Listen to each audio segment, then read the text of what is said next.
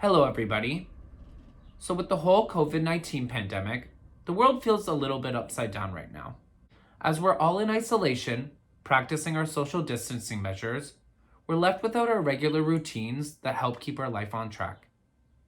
Now, although this can be a difficult time for everybody, this can specifically be a difficult time for anyone dealing with mental health issues or addiction issues. These people use routines and habits in their recovery to avoid triggers and prevent relapse. With the COVID-19 pandemic, these vulnerable people are left in isolation without their support systems, running the risk of relapse. But in this pandemic, it's not just the lack of routines that can push an addict to regress. Isolation also plays a major part in an addict's setback. Community plays a huge part in recovery. Whether those are group meetings or a support system of friends and family, these relationships help keep us busy, motivated, and feeling loved. When alone, an addict tends to overthink and doubt himself. Confidence and mental health issues are normally at the forefront of problems an addict has to deal with.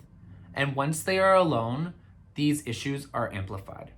Whether you're an addict who is personally struggling, or you're somebody who knows someone who is, I have a few different tips and tricks that can help you prevent them from relapsing and also make them feel supported during this troubling time.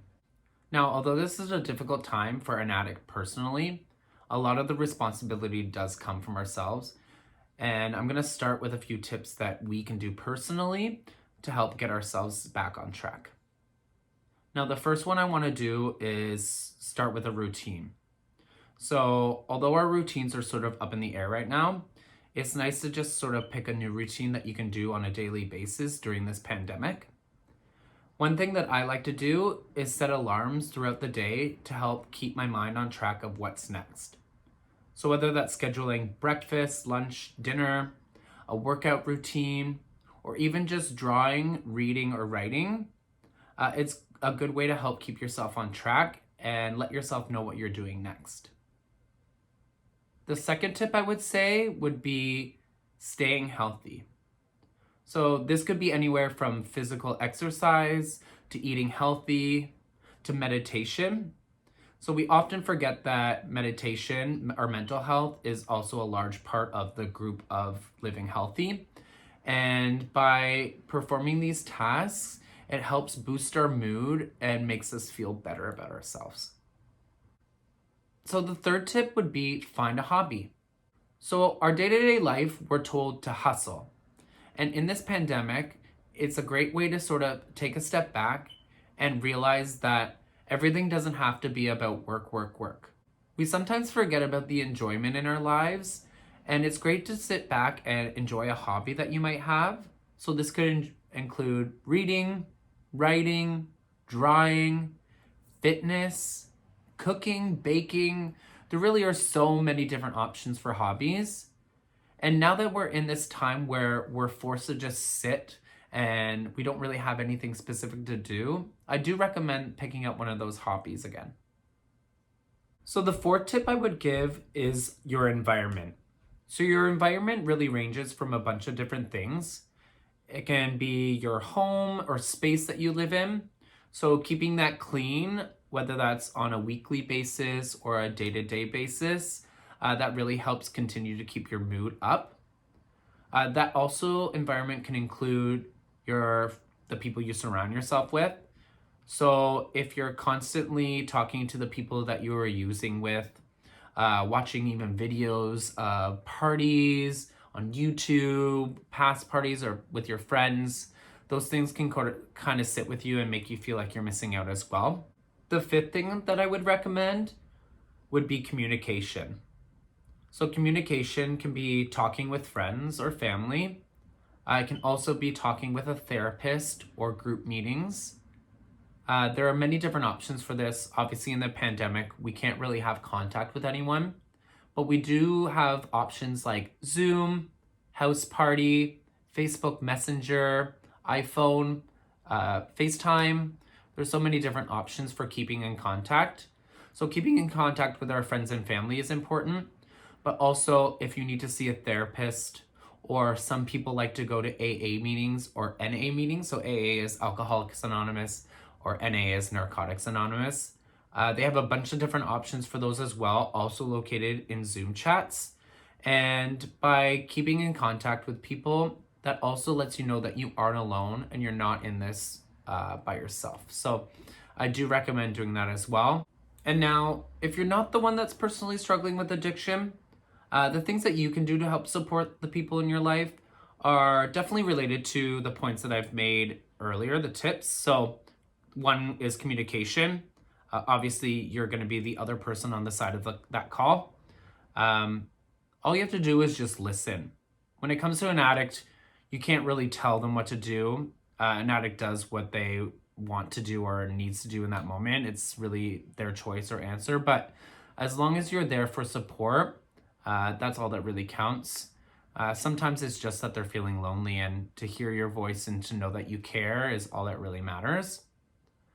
Also, when it comes to Zoom calls or communication, other points I made, like things like exercise or meditation, those are great to do with them in a Zoom call as well. At the beginning of the pandemic, some of my friends and me would do Zoom exercise workouts together, and that really helped motivate me to continue doing them. So those are things that I would recommend as well. Now comes the last part of this video. So at the beginning of isolation, I was doing really, really well. I was sticking to my routines and I was feeling pretty good about sobriety. But as time went on, I began to become unmotivated and depressed. And unfortunately, I relapsed myself. At first, I sort of beat myself up about it because I had been doing so well. I had hit 6 months and I was feeling really, really great. But unfortunately, my emotions got the better of me and relapse happened for me. I know relapse is a regular part of sobriety, and now I'm in a good place where I've told myself that that's just definitely a part of the journey and I'm learning along the way. So there are no regrets, but it is a reason why I haven't been so active on High Five Sobriety. I felt a little bit like it was hypocritical. You don't really want to be creating content while you're using personally. I have been back on track though. I'm sober again and feeling really, really good, especially this last week. I'm from Toronto and it's been beautiful weather here, and it's really motivated me to get back on track. So I did want to create this video, not just to talk about COVID-19 and everybody else dealing with things in the pandemic, but I did want to sort of let everyone know that this is something I had struggled with as well. I'm kind of going just off the top for this last part because it's a little more personal for myself. Obviously, I don't want anyone to worry. Like I said, I am doing a lot better. I still would love to hear from everyone because I will have good and I will have bad days. And it's nice to have that support. And these tips that I've given everybody are tips that I'm now following myself, and that really has helped me as well. So I want to let everyone know that I will be producing a lot more content for High Five Sobriety now that I feel like I'm getting back on track and I'm feeling a lot better about myself.